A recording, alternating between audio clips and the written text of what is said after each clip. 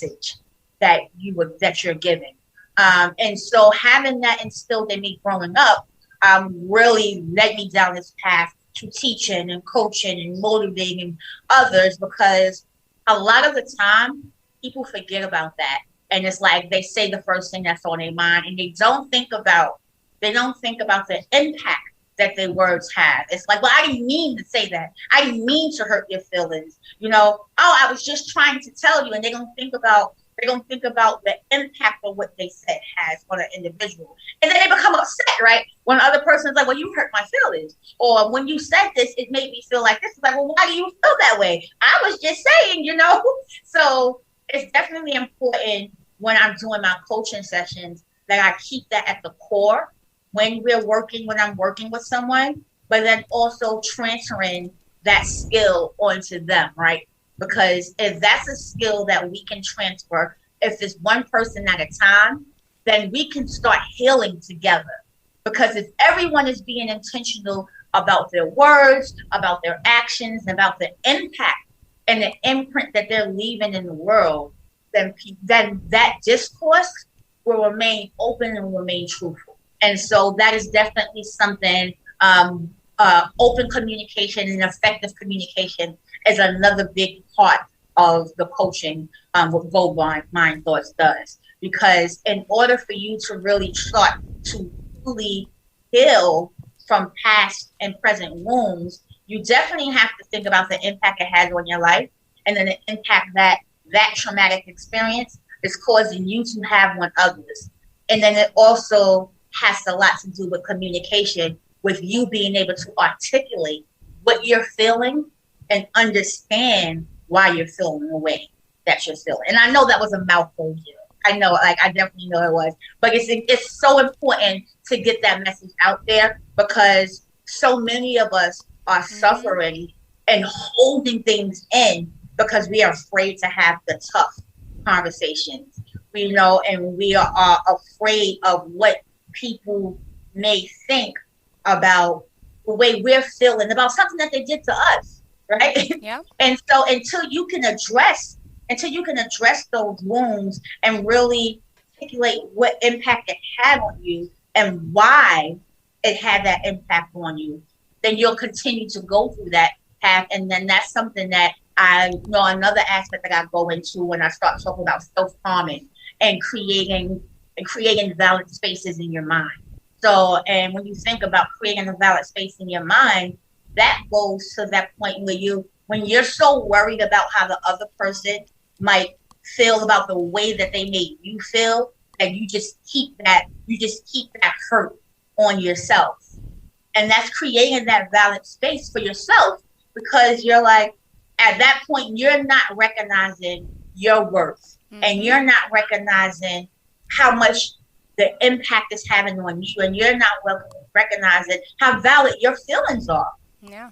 So that is a valid space that you are creating within yourself, trying to make sure that the other person doesn't feel upset about the way that they're making you feel. So that is definitely, there's so many different tiers to the coaching that I do. And again, that's what makes Go Mind Thoughts so unique, because like I said, it helps you navigate through your thoughts, feelings, and emotions so that you can be the best version of yourself, because you deserve to know what love looks like, feels like, and sound like.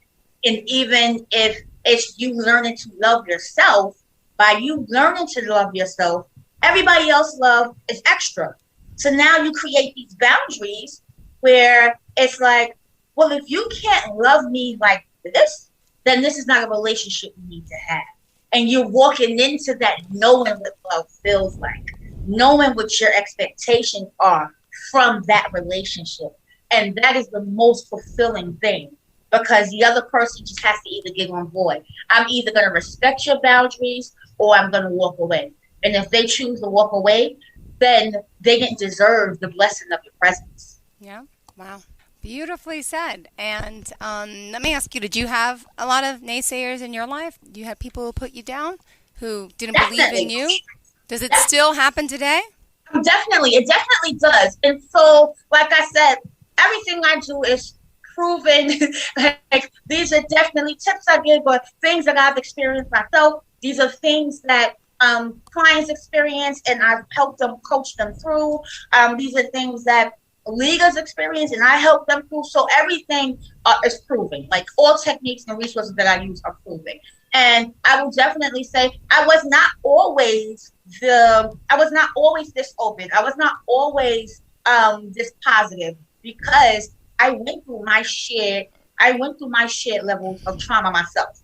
I went through from being when I was younger, and people not wanting to be my friend because it was like, oh, she thinks she's better than everybody else. And it's like, no, I don't. I just know how I want people to talk to me. Like, I know the things that I want. Or she thinks that she's better because, oh, she goes to cheerleading, she does these extra things. And it wasn't about me thinking that I was better. It was just that I had people in my life that wanted me to do things other than be a statistic. I had people who wanted the best for me, or who wanted me to be able to do things that they weren't able to do, And so that has a lot to do with your background, right? And your upbringing. And I didn't know that or understand that when I was younger, And so I would be upset with my parents, because it's like, you're forcing me to go to this, or you're forcing me to go to cheerleading, and other people are not doing that. And they couldn't understand, like, well, why wouldn't you want to do? But just because other people can't do it doesn't mean that you don't deserve to do it, And I had to learn that. I had to unlearn that I should not deprive myself of things that other people may not be able to have because they're upset based on their own trauma. Yeah. And that took me a while to do that, right? Because when you're a kid, a teenager, you want to be liked. Yeah. You want to be cool. You want to be with the in crowd. And so it took a long time for me to understand that you don't have to be with the in crowd to be happy. Yeah. You don't have to be with the in crowd to do the right thing. Because 9 times out of 10, if it was the best thing to do, they wouldn't be coaching you to do it. They will be doing it themselves. So, when you're young and you have those friends, it's like, oh, you should go over there and do this. Or you should go over there and say this, and it's disrespectful. And then you're like, oh, well, my friends are telling you to do it.